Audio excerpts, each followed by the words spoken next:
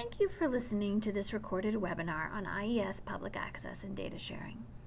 I am Liz Albro from the National Center for Education Research, NCER, and I am joined by my colleague, Kim Sprague from the National Center for Special Education Research, NCSER or NICSER.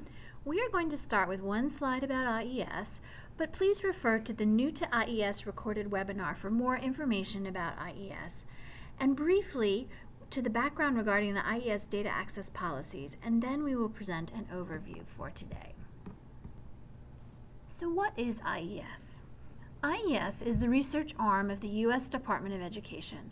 We are nonpartisan by law and were created by the Education Sciences Reform Act in 2002.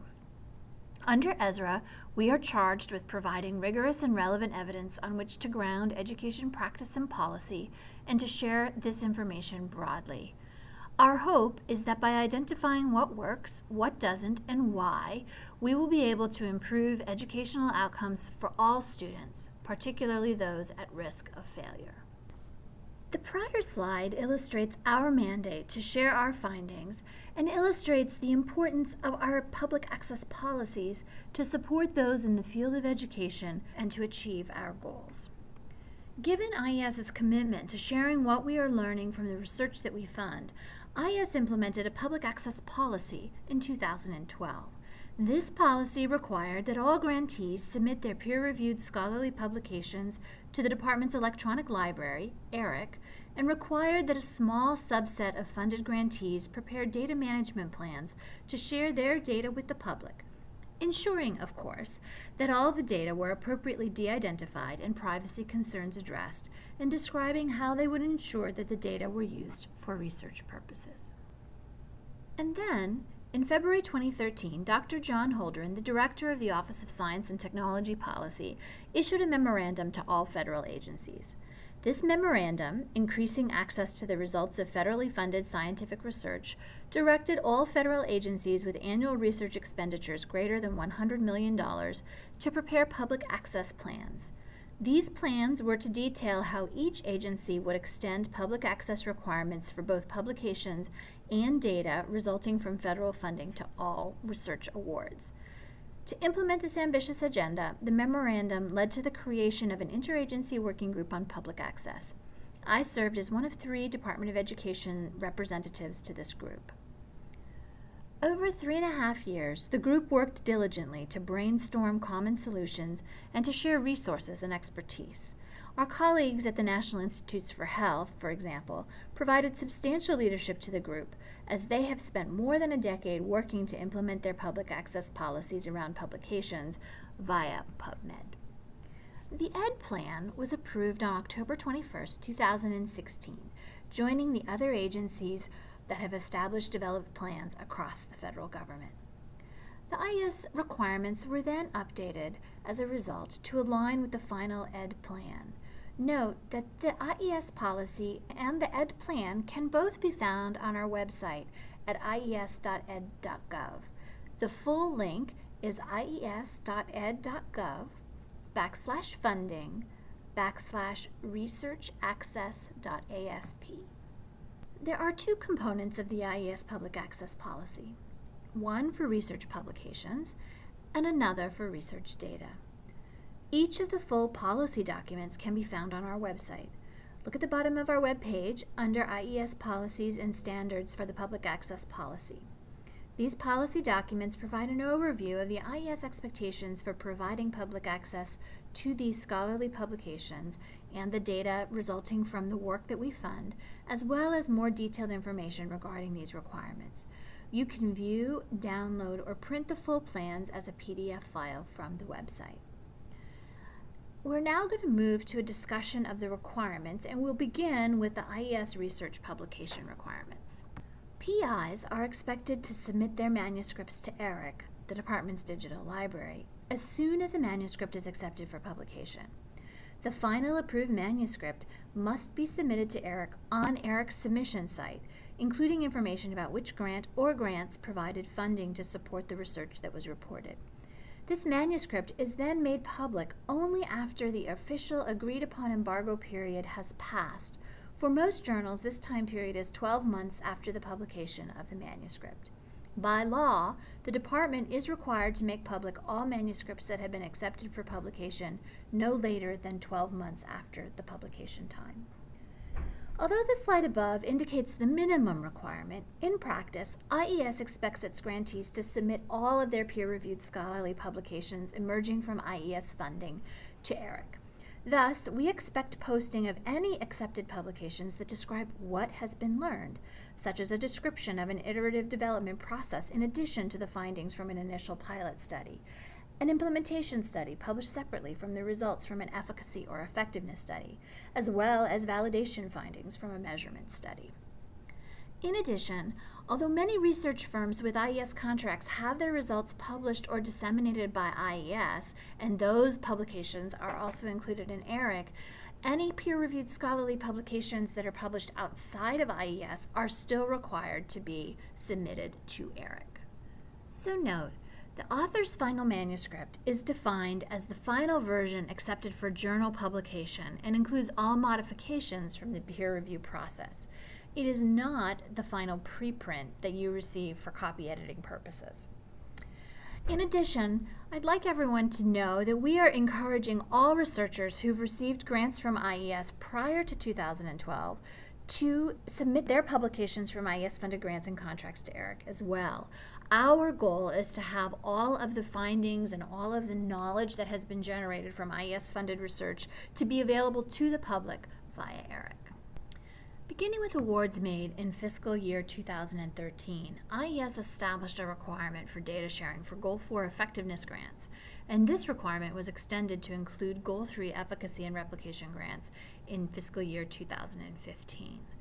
This includes, again, at a minimum, the final research data used to answer the primary research questions the grantee received funding to answer.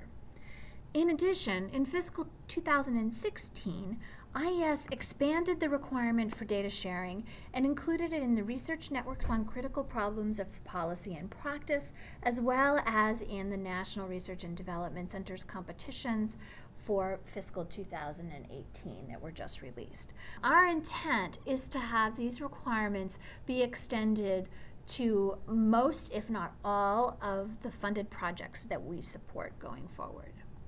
As part of the data component of this policy and these requirements, principal investigators are required to provide access to an electronic version of their final research data. The final research data is defined as the recorded factual material commonly accepted in the scientific community as necessary to document and support research findings. Note that the final research data does not mean summary statistics or tables, but rather the factual information on which the summary statistics and tables are based. For the purposes of this policy, please know that final research data do not include laboratory notebooks, preliminary analyses, drafts of scientific papers, plans for future research, peer review reports, or communications with colleagues. For most studies, an electronic file will constitute the final research data. It will include the final clean data, and it may include both original data and derived variables, which will be fully described in accompanying documentation. The data must ensure that other researchers can replicate the final analysis and findings published for the grant. Again, please note that data can be made available earlier as it is appropriate. Researchers are encouraged to share data that will inform the field more broadly than may be feasible only through published studies. As noted on the prior slides, IES established data sharing requirements for Goal 4 and Goal 3 studies, for studies that were engaged in testing a causal impact, as well as for certain other research programs as specified in the relevant requests for applications. And these requirements must be met in applications submitted to IES. The way this requirement must be met is to include a data management plan in your application. Compliance with the IES data sharing requirements is expected even though the final data set may not be completed and prepared for data sharing until after the grant has been completed. In cases where the PI or grantee is non-compliant with the requirements of the data sharing policy or the data management plan, subsequent awards to individuals or institutions may be affected.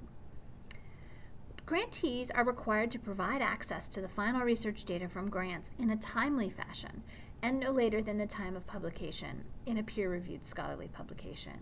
In providing public access to data, researchers must protect the rights and privacy of human subjects at all times. This information should be included in the DMP as an appendix to the application, and please refer to the RFA or the request for applications for more elaborated explanations and details about what's required. Data documentation should be a comprehensive and standalone document that includes all the information necessary to replicate the analysis performed by the original research team. This documentation should be described in detail in your DMP. There are several types of documentation in order to describe how someone can use these data and to support discoverability. For anyone to make use of the data, a detailed description must be included. And this not only involves formatting of the data, but also information about the research design and the timing of data collection methods, things that may impact someone's ability to use the data to answer their own research questions. In addition, all of this information supports the ability to replicate the results that were reported using these final data. What is most important is that researchers document everything and strive to make notation as interpretable as possible. Documentation for discovery involves the capacity of individuals to find these data via an internet search. The provision of metadata enhances this ability, and these metadata provide information about the data set to help people find, understand, and use these data. Emerging standards in the field about metadata, but currently there is not a set of standards in education research. The publisher assigns a digital object identifier, or known as a DOI, when your article is published and made available electronically. Depending on the structure of the data and the file, this information can be embedded directly into the data file or can be included as a separate file. And these DOIs are important to include. They really help people discover where your data are. We have talked already about grantee requirements, what constitutes final data, and the meaning of public access. Applicants have asked for clarification about these requirements over time since we began asking for people to submit data management plans for our Goal 3s and our Goal 4s. So one example is the clarification related to public access. We have no requirement for open access to the public. A grantee can require restricted access, but we need to have it explained to us why that's necessary. So we're going to cover a few additional concerns that have arisen since the inclusion of DMPs in our application. We've had some questions about researcher access and ownership of the data. And while the federal government retains certain rights, data used in federally funded grants are considered to be products of the grant as per our EDGAR regulations. IES does acknowledge that there may be issues associated with providing access to data when the data collected are proprietary. For example, when a published curriculum is being evaluated. While researchers and institutions have access to their own data over time, the final data set should be maintained for 10 years and provided to the public when requested or provided via a public access system. Discuss these requirements with your institution and identify where there may be issues to discuss with your IES program officer. Any restrictions on data sharing, such as delay of disclosing proprietary data, should be presented in the DMP, and those will be discussed with your program officer as well. If proprietary issues emerge during the course of the research, they should also be brought to the attention of your IES program officer, and the DMP can be reviewed in light of these issues. IES requires 10 years of access for the final data, as we've mentioned, and the available methods can include the investigator and institution taking on the responsibility for the data sharing, or the use of a data archive or data enclave. That would mean providing data that were public after the duration of the grant and accessible through those methods, or 3, use of some combination of these methods for perhaps what's available publicly versus what might be a restricted access. The resources for maintaining the data can be obtained from the institution or the grant or a combination, as well as the individuals providing the access have to be identified at the university or institution level. They cannot be just the PI or co-PI because people can change institutions, and ultimately it's the institution's responsibility for the grant and providing this access. So a data archive is a place where data can be stored and distributed to the scientific community for further analyses. Data archives typically require extensive data documentation and work to ensure privacy and confidentiality standards are met. Data archives can be particularly attractive for investigators concerned about a large volume of requests, vetting these requests, or providing technical assistance to users.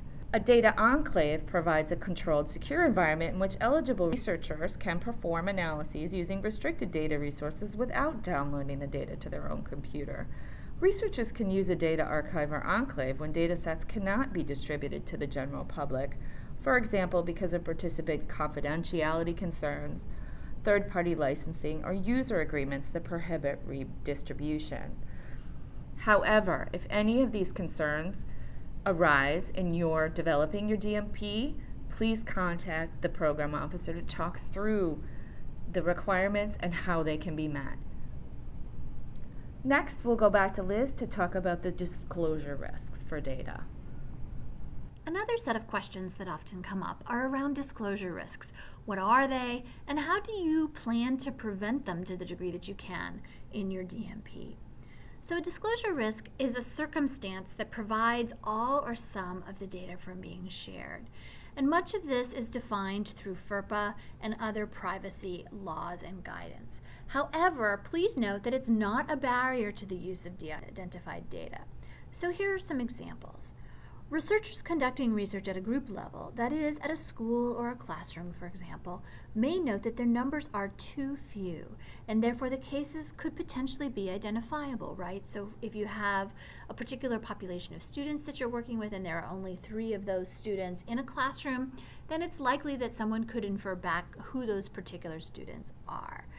If that is true, then there is a disclosure risk, and it would be improper and in fact illegal to share that data with other individuals. In addition, disclosure risk might happen if researchers are naming schools or districts that they are working with in their applications, and note that the data from these schools or districts can be identified. So something to consider as you're pulling your plan together is the degree of specificity in terms of specifying the actual schools you're working with, or if you want to keep it at the general district level. In addition, sometimes schools and districts might raise concerns that sharing the data will violate FERPA or other IRB requirements.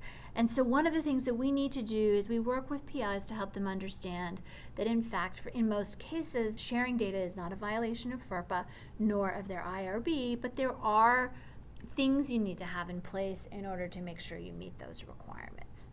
So for example, FERPA allows for schools and districts to provide access to student data for research purposes. The Dear Colleague letter about the Family Educational Rights and Privacy Act, which is the full name for FERPA, final regulations includes the following language in the section entitled Release of Data, and I'm going to read you this quote. While FERPA is a privacy statute and not a research statute, it should not be a barrier to conducting useful and valid educational research that uses de-identified student data. Educational agencies and institutions are permitted to release, without consent, education records or information from education records that have been de-identified through the removal of all personally identifiable information. The final regulations amend the definition of personally identifiable information and offer guidance to educational agencies and institutions, as well as state educational authorities, on determining how to de-identify information. The final regulations also identify factors that should be considered before releasing this information. So what does this mean for you as a researcher preparing your DMP? I think what this means is that you need to be well versed in the final regulations around FERPA so that if a school or a district puts some roadblocks up against you collecting the type of data that you're proposing to collect and then sharing it afterwards, you have complete information about what the restrictions are and are not. So people need to be able to recreate or replicate the analyses and results that are published, but they also are interested in using and exploring the data to answer new research questions. So how can a PI create a data set that allows people to answer these new questions, but at the same time prevents or limits disclosure risks. So some of the solutions that we've come up with so far, and I'm sure there are others, include things like de-identifying a portion of the data, using data repositories and archives, and we'll talk more about that in the next slide, creating memoranda of understanding with the school, the district, the state partners, and including these agreements in IRB and informed consent documentation. PIs have also proposed developing different processes by which researchers can apply to have access to the data or to a restricted form of the data. One other solution is to engage a partner, a state or a district, to serve in a gatekeeping role. Another possible solution is for the investigators to develop a mixed method or differentiated method, if you will, for data sharing that allows more than one version of the data set to exist and to be shared, and it provides different levels of access depending on the version. For example, a redacted data set could be made available for general use, but stricter controls through a data archive or an enclave would be applied if access to more sensitive data was required.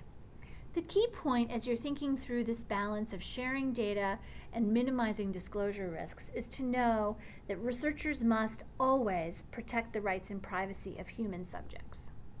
If you continue to have questions about how to manage disclosure risks and collecting data, we wanted to make sure that you were aware of the Privacy Technical Assistance Center, or the PTAC Help Desk.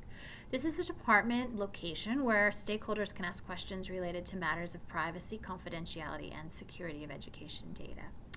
In addition, state education agencies, local education agencies, and post-secondary institutions can request free of charge on-site technical assistance to learn about best security practices for protecting education data systems. Your program officer is also a resource, and the IES website has current materials and will continue to add additional and updated materials as we are learning more about this process, and I would encourage you to go back there and explore and see what other information, what new information is available. Before we close, we wanted to make sure that you knew that sections of this document were pulled from the ICPSR's Guide to Social Science Data Preparation and Archiving. The full guide can be found at the following location: www.icpsr.umich.edu/files/access/dataprep.pdf. If you have any other questions or things that you'd like Kim or myself to address, our emails are included below: elizabeth.albro@ed.gov, and for Kim Sprague, it's kimberly.sprague@ed.gov. You can also follow us on Twitter at IES Research, or on Facebook, or just go to our website, ies.ed.gov. There's lots of information there, and there will be more as we learn more about this whole process.